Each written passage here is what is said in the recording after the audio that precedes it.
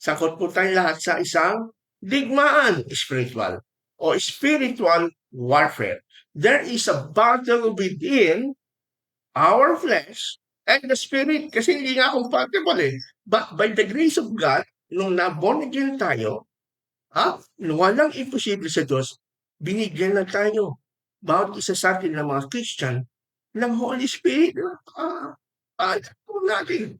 No, hindi lang sapat na binigyan tayo ng rules ng Bible, kung ano yung sinasabi niya sa Bible, kaya yung Holy Spirit sa ating buhay. No? Kaya that's a battle within. Ito tandaan nyo, no? Meron kasi iba nagsasabi, born again ka na, dapat hindi ka na nagkakamali. Ay masyado naman kung mataas ang ganong klase ng expectation. Mga kapatid, hindi po ata kami ganong expectation kasi kahit na sabi nga nung ating lesson last Sunday, kahit na tayo po ay naging perfect na sa paningin ng Diyos dahil sa righteousness ni Jesus na natanggap natin by faith, no?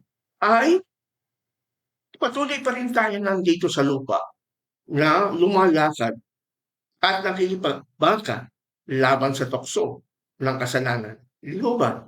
So dahil dyan, pinabayaan ng Diyos dahil binigyan na tayo ng Holy Spirit na hindi lang magsasabi sa atin kung anong gagawin natin, kundi tutulungan pa niya tayo. May power siya para po gawin natin ang kalooban ng Diyos kung pipiliin natin palagi nasa side ng Holy Spirit. Ibang-iba ito sa Old Covenant, sa Old Testament. Mabuti na lang. Sabi ko kay Lord, mabuti na lang. Ako'y nabuhay under the New Covenant sa panahon na ito. Hindi ako nabuhay sa panahon noon nila Moses na hindi ganito ang blessings na tatanggap ng mga believers. No, ang Holy Spirit ay hindi pa nila na-internalize, hindi pa pumapasok sa kanilang puso ang Holy Spirit. Andun lang, selective, very selective ang Holy Spirit. Kung sino lang ang gusto ng Diyos na bigyan ng Holy Spirit, lalo na yung mga hari, mga prophets, yan po ang tumatanggap ng Holy Spirit. Unlike today, the Holy Spirit is available to everyone who humble themselves and repent from their sins, mga kaibigan ko. Kaya ganyan po, kamahal tayo ng Panginoon. Hindi kagaya noon sa Old Covenant. No? Ang laki bonus sa atin. No? Ang dami bonus. Kaya, flesh versus spirit, paano ba, ano bang sinasabi ng Bible? Paano ba ito naglalaban? Sabi kasi, kalaban silang dalawa. At paano natin ito harapin sa ating buhay? Kristyano, hindi pa nga tayo perfect eh. Nag-struggle pa tayo, hindi po pa mga kapatid. Nag-struggle pa tayo na ating pong masunod ang kabanalan kaysa kasalanan. Ano po? Kaya po, basahin natin ang verse 16 ng Galatians chapter 5, verse 16. Ang sabi po dito, I say then, walk by the Spirit, and you will certainly not carry out the desires of the flesh. Napaka-laman ng salitang ito. Napaka-powerful nito, mga kapatid, kung i-apply natin sa ating buhay. Mayroong dalawang bagay na dinidiin dito si Apostle Paul. Number 1, yung utos. Pangalawa, yung pangako. Doon muna tayo sa utos.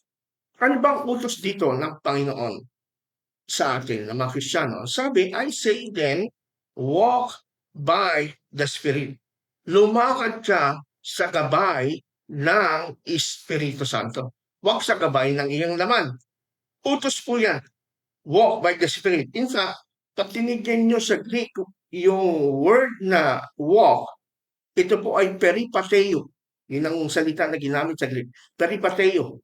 Ay hindi lang ito isang beses na desisyon. Lalakad ka sa alinsunod sa gabay ng Spirit. Isang beses lang sa iyong buhay o once a day. Ito pong peripateo ay continuous lifestyle. Ayaw. Hindi ito yung kagaya ng iba na, feel ko na sumunod sa Panginoon ngayon. Feel ko lang na ako'y gumabay, sumunod sa kanyang gabay. No, hindi ganoon. Hindi optional to, mga kaibigan. No? Kumbaga sa gamot, o maintenance. Nakagaya ko, nagme-maintenance. Hindi ho optional ang pag-inom ng maintenance. Yan talaga ay kailangan. Kasi po, mas makakatulong sa ating pong karamdaman at sa kalusugan. Ganun din po, ang walking by the Spirit. Hindi po siya optional. Continuous lifestyle. At ito'y utos, pautos itong sinabi ng apostol na Pablo. Kumbaga sinasabi niya ay magpatuloy kayo at maging bahagi ng lifestyle. Make it a habit. Every day of your life, pagising sa umaga hanggang sa pagtulog sa gabi. Make it a point na ang inyong paglalakad sa gabay, pagsunod sa gabay ng Holy Spirit ay tuloy-tuloy. Maging lifestyle nyo, maging hobby nyo, maging mannerism nyo na yan. Kung paano naging mannerism na natin uminom ng tubig, kung paano mannerism na natin huminga. Hindi optional ang pahinga.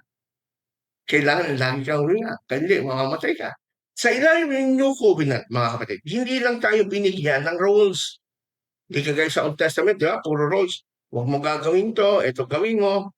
Hindi rules ang binigay lang sa atin ng Panginoon. Kundi, may pangako, pinangako ng Diyos sa atin, ang bagong puso.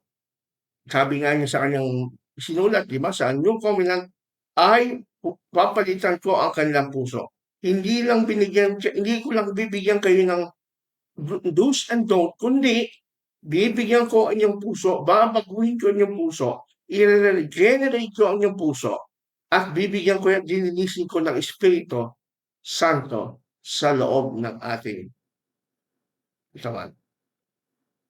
Doon nagsisimula ang kasalanan, di ba, sa puso. Yun ang ugat, doon nag-ugat. No? Yung ginagawa natin, yung actions natin, reactions lang yan, na kung anong laman ng ating pusong makasalanan. Kaya ang ganding ng Panginoon, hindi po ba? Yan ang tunay na kaligtasan. Hindi yung magpapakabait ka, panlabas, hindi ka kakain, kung ano-ano, disiplina, hindi po yan ang sagot ng Panginoon.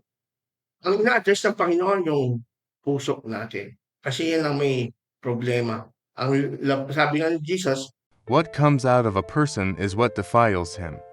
For from within, out of people's hearts, come evil thoughts, sexual immoralities, thefts, murders, adulteries, greed, evil actions, deceit, self-indulgence, envy, slander, pride, and foolishness. All these evil things come from within and defile a person. Mark 7:20-23 CSB. Kaya ang paglakad sa Espiritu o walking by the Spirit, ito po ay katuparan ng pangako ng Diyos. Matagal na po niyang ipinangako yan sa Old Testament pa sa Jeremiah 31. Kaya hindi lang moral command na kailangan kayanin ng ating sariling muscle ang pagpapakabait o pagbabago, kundi panghawakan natin ang pangako ng Diyos na bibigyan na tayo ng banal na Espiritu, na ito magiging lakas natin para patuloy tayong maging consistent na lumalakad sa kalooban ng Panginoon. Yan po ang unang point dito sa verse 15. Sabi ko nga, dalawa. Unang utos, pangalawa, pangako. Ang pangako ng Diyos, based dito sa verse 16, ay victory over flesh. No? Ang utos, lumakad ka sa Espiritu, walk by the Spirit, and you will certainly not carry out the desire of the flesh. Sa Tagalog, at kung ikaw'y lumakad sa gabay ng Holy Spirit, sigurado na hindi mo na masusunod yung desire ng yung flesh o yung mga kasalanang laman na gusto gumawa ng kasalanan. Yan yung pangako. No? Sabi niya, I say then, walk by the Spirit, this is the command na dapat natin laging sundin araw-araw. Now, walk by the Spirit at you will certainly not carry out the desire of flesh. Totoo naman ito, mga kaibigan. Minsan kasi yung tukso mahirap eh. Mahirap pigilan, lalo na pag yung tukso ay gusto mo at yung kahinaan mo. Minsan, madali tayo madalang tukso na wawalang bahayan natin yung tinig ng Holy Spirit na nagsasabi huwag mong gawin yan, di ba? At pag ginawa mo yun, labanan mo Sa kabila ng pagnanasa ng laman, iyong ni-rebuke ito in the name of Jesus. Oh, wow! Ang sarap ng pakiramdam. Ang sabi, totoo ito. Dahil naranasan ko na sa buhay ito. You will certainly not carry the desire of your flesh. Amen po ba? Kaya po, ang bait ng Panginoon. Sobra-sobra. Kaya hindi lang basta utos itong walk by the Spirit. Ito ay isa ring promise na may dalang promise sa inyo. Subukan niyo mga kaibigan, labangan niyo ang tukso. Panghawakan niyo at sundin niyo ang gabay ng Espiritu Santo. Kung may kahina ka sa alak, pornografiya, at ano-anong bisyo na sumisira sa iyong relasyon sa Panginoon, find to walk in the Spirit. Masundin mo yung gabay ng Espiritu. And I tell you, mamamatay lahat ng mga desires na yan.